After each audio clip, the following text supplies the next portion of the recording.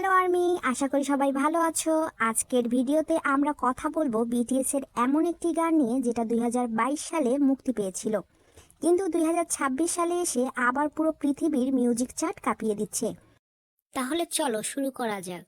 কোন সেই গান দেখে আসা যাক।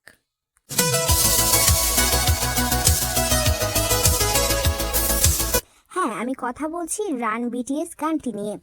এই গানটি প্রথম প্রকাশিত হয়েছিল বিটিএস এর অ্যান্থোলজি অ্যালবাম প্রুফের মাধ্যমে।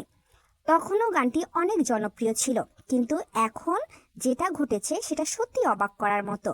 2026 সালের শুরুতে কোরিয়ান সংবাদ মাধ্যমে প্রকাশিত হয় রান বিটিএস গানটি আবার আইটিউন টপ সং চার্টে উঠে এসেছে। শুধু এক বা দুইটি দেশে নয়, পুরো 61টি দেশে ও অঞ্চলে এই গানটি নাম্বার 1 অবস্থান দখল করেছে।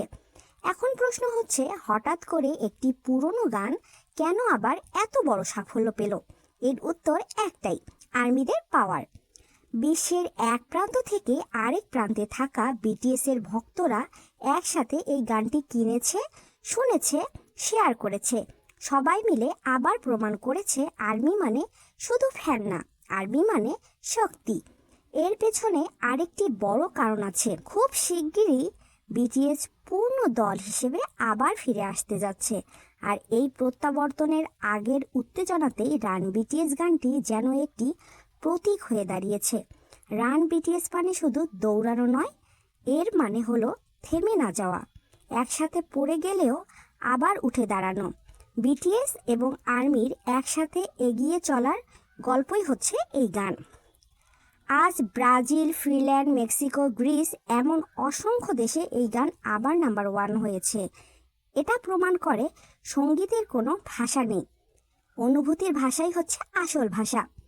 রান বিটিএস গানটি একসাথে 61টি দেশে শীর্ষে উঠে গেছে। এটা শুধু একটি সংখ্যা না, এটা ইতিহাস।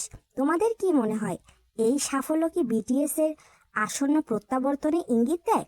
কমেন্টে অবশ্যই জানিও। ভিডিওটি যদি তোমার ভালো লাগে তাহলে একটি লাইক দিও, আর তুমি যদি একজন সত্যিকারের আর্মি হও তাহলে চ্যানেলটি অবশ্যই সাবস্ক্রাইব করো, কারণ এখানে আমরা শুধু খবর দেই না, আমরা বিটিএসকে অনুভব করি।